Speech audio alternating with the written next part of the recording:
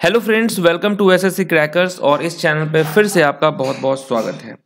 तो SSC steno का जो एग्ज़ाम हुआ था आपका 17 और 18 नवंबर को, उसमें जो पूछे गए सारे जो इडियम्स एंड फ्रेजेस है वो इस वीडियो में हम लोग कवर करेंगे। ओके, तो ये जो है आपको याद कर जाना है और आप देखेंगे कि इसमें से बहुत सारे क्वेश्चंस ऑलरेडी आपको आता है, क्योंकि इसमें भी प्रीवियस ईयर क्वेश्चंस के समझिए कि 90% से ज़्यादा क्वेश्चन है ना।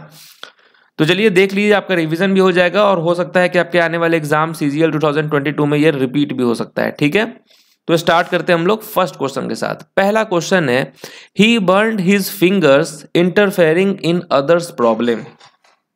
अब देखिए, इस क्वेश्चन को देखकर आपको समझ में आ गया होगा कि क्या कहना चाह रहा है। आंसर यहां पर क्या होगा, आप भी जानते हैं ये क्वेश्चन प्रीवियस ईयर में पूछा गया क्वेश्चन है। बर्न्ड हिज फिंगर का मतलब क्या होता है, गॉट इनटू ट्रबल, मुसीबत में पड़ जाना।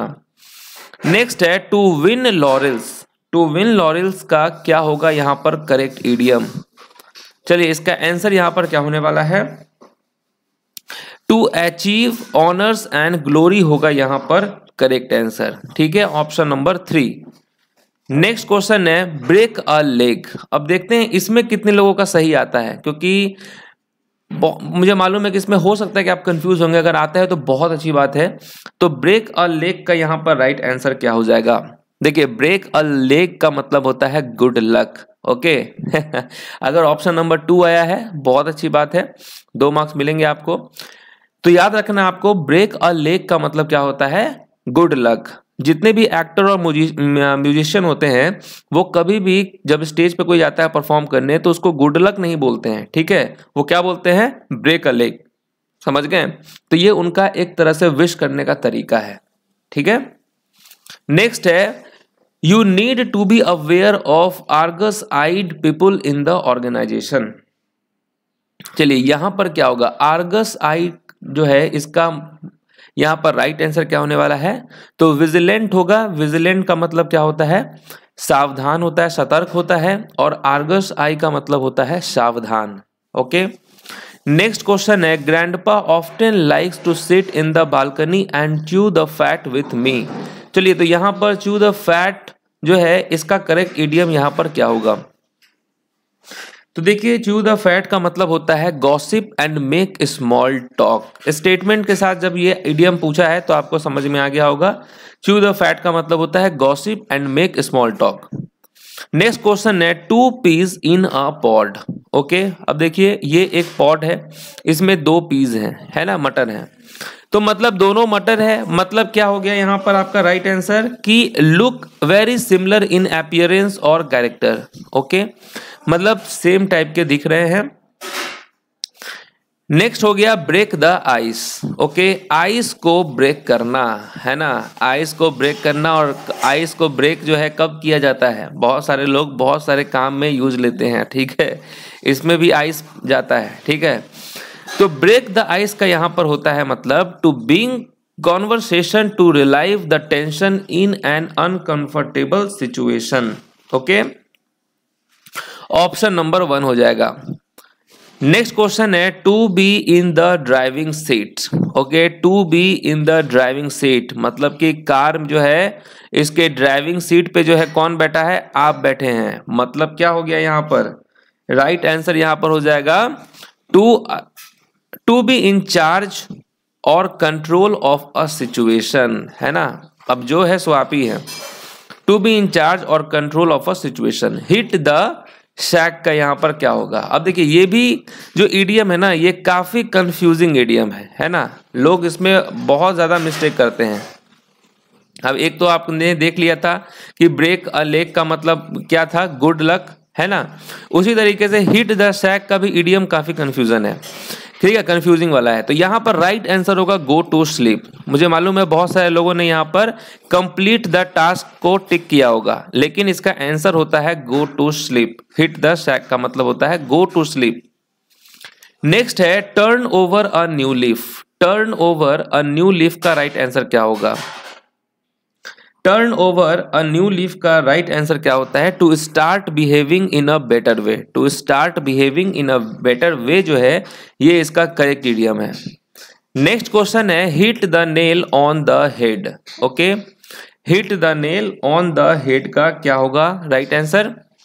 राइट आंसर होगा do something exactly right. Okay, do something exactly right इसका करेक्ट आंसर है। नेक्स्ट है separate the wheat from the chaff. Okay,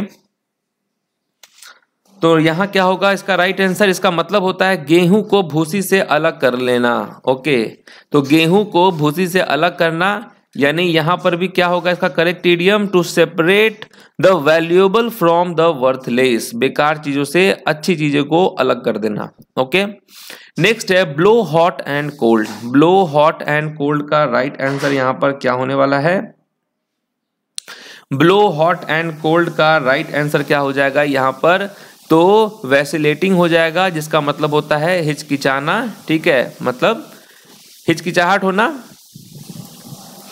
next हो गया by leaps and bounds. By leaps and bounds कितनी बार पूछा गया है ये क्वेश्चन, जिसका मतलब होता है रैपिडली, मतलब तेजी से। एट द 11th आवर, है ना। अब मान के चलिए एट मतलब कि कोई आप काम कर रहे हो, आपको ये मालूम हो कि आपको करना है बहुत आराम से, और तुरंत आपको बोल दिया गया कि नहीं नहीं नहीं अभी करना है, मतलब वो हो गया आपके लिए एट द 11th आवर का मतलब at the last moment. Next हो गया गॉट इनटू हॉट वाटर। ठीक है, गॉट इनटू हॉट वाटर का राइट आंसर क्या हो जाएगा? ये आप समझ ही गए। करेक्ट होगा यहां पर क्या कि लैंडेड इन ट्रबल होगा, मुसीबत में पड़ना।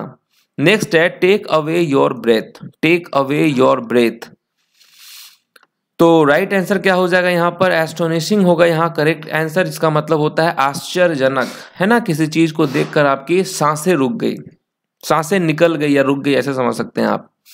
नेक्स्ट है bore the palm. The young athletes bore the palm in almost all the events. चलिए, तो इसका राइट आंसर क्या हो जाएगा? वॉन होगा, मतलब जीत लिया। नेक्स्ट है break fresh new ground. Break fresh new ground का राइट आंसर क्या होगा? ब्रेक फ्रेश न्यू ग्राउंड का करेक्ट आंसर होगा to do something that was not done before. Okay, to do something that was not done before होगा आपका break fresh new ground का। She got a Charlie horse in her leg. अब देखिए Charlie horse का right answer क्या होगा? Charlie horse का मतलब होता है क्रैम्प आ जाना। ठीक है, पैरों में क्रैम्प आ जाना, तो क्रैम्प होगा यहां पर राइट आंसर। नेक्स्ट है आपका चिकन हर्टेड। अब चिकन हर्टेड का मतलब क्या हो गया? मतलब जो काफी डरपोक हो, तुरंत ही डर जाता हो, है ना। Someone who lakhs courage and easily frightened, है ना, जिसके अंदर साहस की कमी हो और बहुत जल्दी भयभीत हो जाए, उसी को कहते हैं चिकन हर्टेड। मेरे हिसाब से लगता है लायन हर्टेड का जब आपसे इडियम पूछा जाएगा तो उस वक्त ये होगा कि one who have more courage and not easily frightened, ये हो सकता है उसका इडियम। नेक्स्ट है go through fire and water. Go through fire and water का राइट आंसर क्या होगा? मतलब to pass through all types of hardships. Okay, अभी आपका सीजीएल का एग्जाम है, तो आप इसी सिचुएशन से गुजर रहे हैं। Go through fire and water मतलब to pass through all the hardships. Next है apple of her mother's eye. मतलब क्या हो गया? Apple of her mother's eye का मतलब हो गया a person of whom her mother is extremely fond and proud. एक तरह से आंखों का तारा भी आप कह सकते हैं। नेक्स्ट हो गया by skin of your teeth. By skin of your teeth का इडियम क्या हो जाएगा? राइट आंसर यहां पर क्या होगा? By the skin of your teeth, जिसका करेक्ट आंसर होता है to just barely get by और मेक इट। नेक्स्ट है bite the bullet. Bite the bullet का राइट आंसर क्या होगा? बाइट द बुलेट का करेक्ट आंसर यहां पर क्या होने वाला है? राइट आंसर होगा, देखिए पहले तो उसका मतलब समझ लीजिए, अपने आप को एक अप्रिय या कठिन कार्य करने के लिए मजबूर करना या किसी कठिन कार्य में बहादुर होना, है ना। तो राइट आंसर होगा to get something over with because it is inevitable.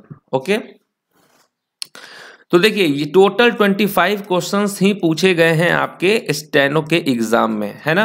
और मैंने जो है अभी सीपीओ का जो एग्जाम हुआ था उसका भी मैंने आपको इडियम्स करवा दिया है। अभी देखिए स्टेनो का जो एग्जाम हुआ था आपका 17 और 18 नवंबर को, उसका भी मैंने आपको इडियम्स इस वीडियो में मैंने करवा दिया है। तो आपने अभी तक सीपीओ वाले इडियम्स नहीं देखे हैं, वन वर्ड नहीं देखे, तो इसको भी आप देख लेंगे। ओके, और स्टेनो में जितने भी जीके क्वेश्चंस पूछे गए स्टैटिक जीके करंट अफेयर्स का, उसका भी जो है वीडियो आज या कल के अंदर में आपके लिए बन जाएगा। ठीक है, तो मिलते हैं आपसे नेक्स्ट वीडियो में, तब तक के लिए जो है ऑल द बेस्ट।